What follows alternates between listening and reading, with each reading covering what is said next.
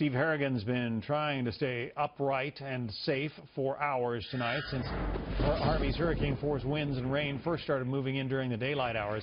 He joins us live now from Corpus Christi, Texas. How's it going, Steve? John, still pretty steady and strong gusts of wind here in Corpus Christi. This is the major population center along the coast where the storm has hit the hardest. About 300,000 people here. It's been under voluntary evacuation. It's really a ghost town right now as that wind is whipping through. It's been strong enough to cause some minor damage to buildings. We've seen some roof tiles come off, some street signs down, but trees still standing and no major structural damage. The big question is what are we going to see in the morning about 30 miles to the north of here? Close. That's where the strong side of the storm hit. The strong side of that wall hit places like Rockport. We are hearing now anecdotal reports from people with relatives in the area about wide-scale destruction of physical buildings like the firehouse, the high school, things like that.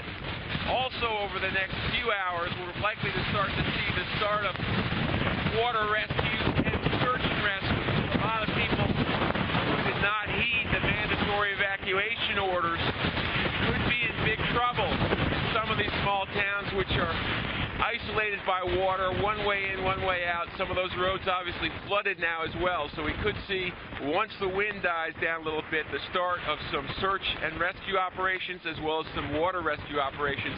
Some tough days ahead both for the people on the coast and for those emergency first responders. John, back to you. Yeah, just so our viewers can appreciate the winds that you're enduring right now, as you point out, those are not the worst that are part of this storm. You're actually a little bit south and west of the worst of the storm. That's right. This is the weak side of the storm. On this side, I would guess 80, 90 miles an hour, enough to knock you off your feet, but no wide-scale destruction. About 30 miles away, that's where they probably don't have power. They're getting rained on, and they're in desperate need of help, which I'm sure is going to be on the way as soon as it's safe to get there, John. It looks like mandatory evacuation in Rockport and some of those towns as well, but you know, this storm just managed to sneak up on a lot of people with its severity. Yeah. John? It looks like the lights are still on there where you are in Corpus Christi. Is that right? That's right. The lights are on. Electric power, internet still working. Pretty much no one out on the street. Most of the stores boarded up with plywood. We saw lines for the past 2 days of people trying to buy supplies, gasoline, food.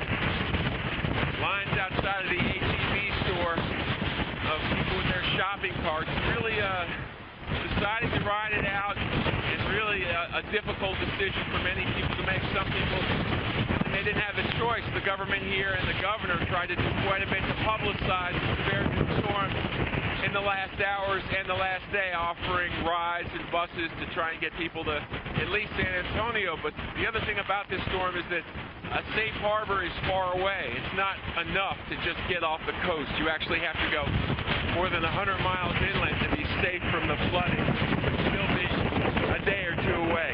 John, back to you. All right, you've given us a good sense of how bad it is there. Steve Harrigan in Corpus Christi, thank you.